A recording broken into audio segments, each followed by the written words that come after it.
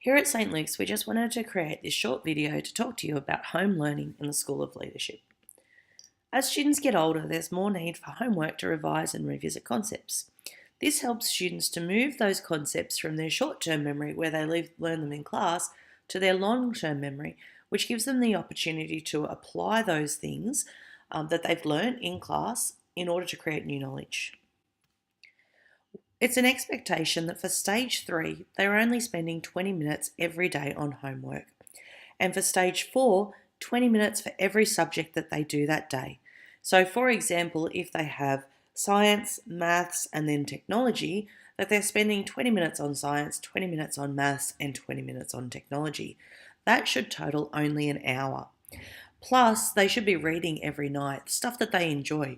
So whether that be a novel or articles on the internet about their latest game that they're playing, reading every night is very important. We know, however, that 20 minutes is not the same for every person, because some students find 20 minutes of English, let's say, very easy, and some of them will struggle with that, and that's okay. It's important that students go outside, watch some TV, do some chores around the house, make them wash up after dinner and make their own bed. They play with friends and relax. This is just stuff that's just as important as doing their homework. Once your child's done their 20 minutes of focused time, all we're asking is that you sign off on the homework to say that they've done that 20 minutes, and they won't get in trouble.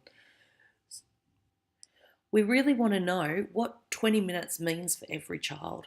If they're spending hours and hours on their homework at night, this means that they're really struggling, and we need to know this so that we can address this in class where there's the teacher expert available.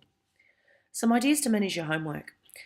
All homework should be logged on Canvas. So if you check the Canvas calendar, then you can actually have a look and see all of the homework that's available for students. What they can do then is use a post-it note or notepad to write everything that they need to do on Canvas. Because what sometimes happens is students get lost in the internet.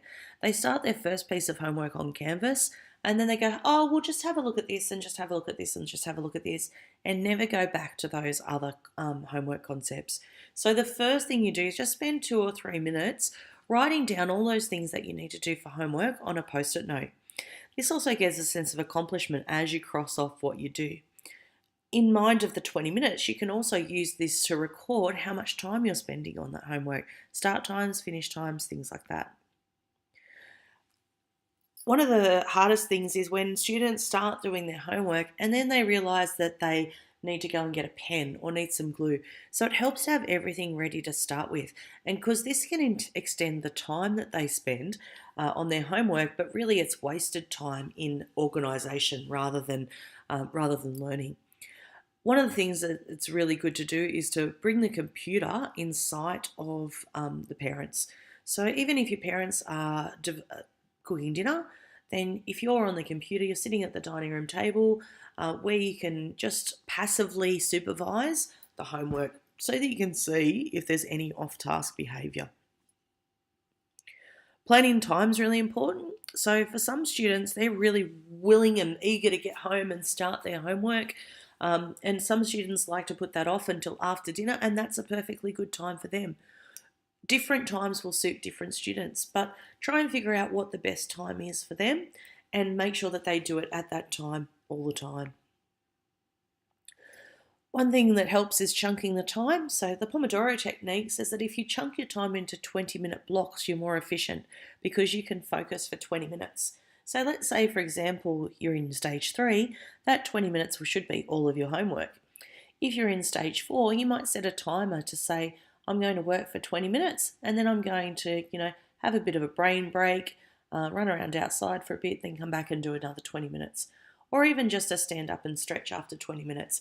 But that focus time means no email, no Facebook, no Instagram, those sorts of things during that time. It's fully focused on the homework.